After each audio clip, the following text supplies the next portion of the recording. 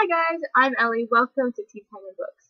So last week I went to this bookstore called McKay's that is about an hour away from my house, and I sold a bunch of books and I got store credit and I bought more books.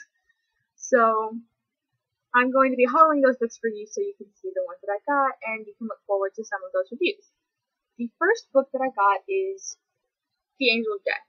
This is the second book in a forensic mystery series by Elaine Ferguson. The first one is called The Christopher Killer, and these books center around a teenaged, young adult daughter of the coroner in this town named Cameron Mahoney.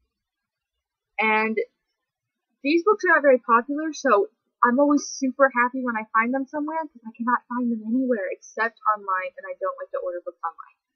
But my plan is now that when I start reading this one, I'm going to order the third one offline. That way I have it in my hands by the time I'm finished with that one, because I already have the fourth one.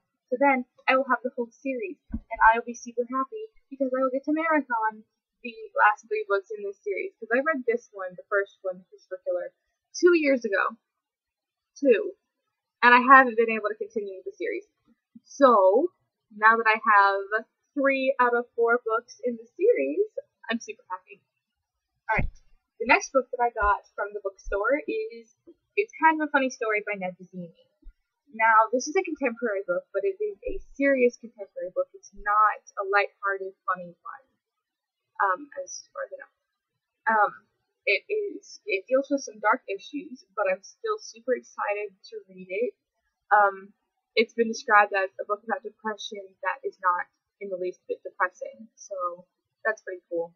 But it's about a New York teenager named Craig Gilmer who one night attempts suicide, and because of this, he gets sent to a mental institution. And in the mental institution, he obviously meets a lot of different people, and he sort of learns to confront the origins of his anxiety that caused him to try to commit suicide in the first place. So, not a very happy read necessarily, but I'm still super excited to read it. Everything I've heard about this book have all been good things. So, really, so excited. The next book I got is a book that came out 2 years ago. So, I was actually a little bit surprised to find it, because it was a book that I was really, really wanting to read, but I hadn't been able to find it anywhere. And that is Amelia Ann is Dead and Gone. Everything I've heard about this book has been amazing things, and I'm so excited to read it. This is a book by Kat Rosenfeld, and it was the first book that she ever wrote, as far as I know, the first book she got published anyway. And I am so excited to read it. It's a psychological thriller that centers around this girl named Becca. Yes, named Becca, who has wanted nothing more than to get out of her small, boring town, which is something I can relate to. My town has nothing to do in it at all. But on the day that she's graduated from high school, a dead body is found in her town. The body of an outsider named Amelia Ann. So she sort of starts to realize all these different things, all these scary things about the world outside her town, and she's starting to second guess the fact that she wants to leave. So I'm really excited to read this book, and this is such a beautiful cover though, guys. It's so pretty. Look at it. And it's pretty on the inside too. Look. I love the little book, so pretty. Alright, the next book that I got is a first edition copy of Right on Things.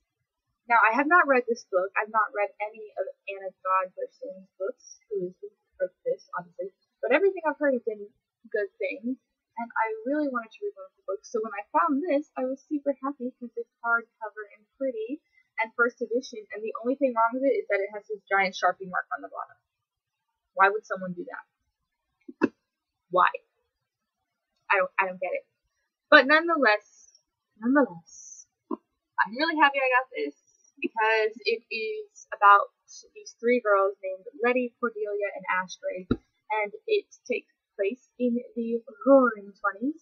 It takes place in, I think, 1929. I think it takes place in the early months of 1929, and I think that the whole book, it's a series, I believe. I'm not entirely sure, but I think it sort of leads up to the crash of 29, and then how everything sort of goes downhill as America sort of falls into the Great Depression. So I'm super excited to read Write Your Things, and yeah. Alright, the next book I got, also a first edition, also super excited to read, These Broken Stars by Amy Kaufman and Megan Spooner.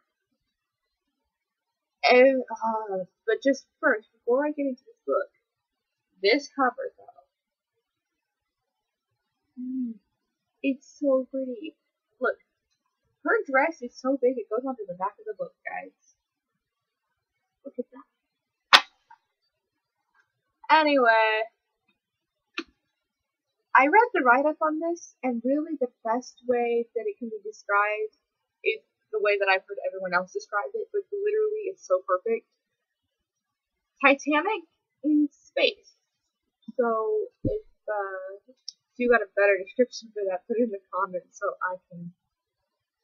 other people can have it away. So I'm super excited to read These Broken Stars, and yeah, it's so cool that I found two first editions at a used bookstore. But I didn't find a suit. I found three. The last book I got, which is also a first edition, The Fifth Wave. I got The Fifth Wave, guys. I finally have The Fifth Wave. I am so happy I have this book. Oh my god. Everything I've heard about it is so good. Like, jump on this bandwagon early. You need to read this book. Blah, blah, blah, blah, blah. Christine never ceases talking about this book. Christine from Pullman Bananas Books, in case you didn't know who I was talking about, but how could you not? She's like the fucking queen of booktube. Anyway, this is a sci-fi book. It's an alien book. It's by Rick Yancey. I'm excited to read it.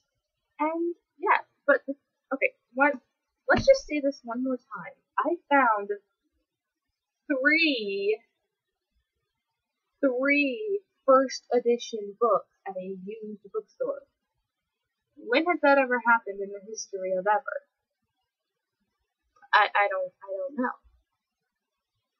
But I'm happy about it. Alright, let's hold them. Okay.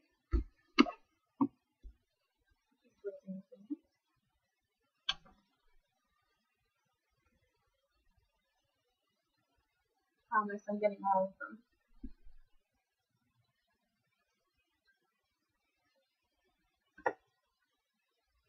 That's the last one.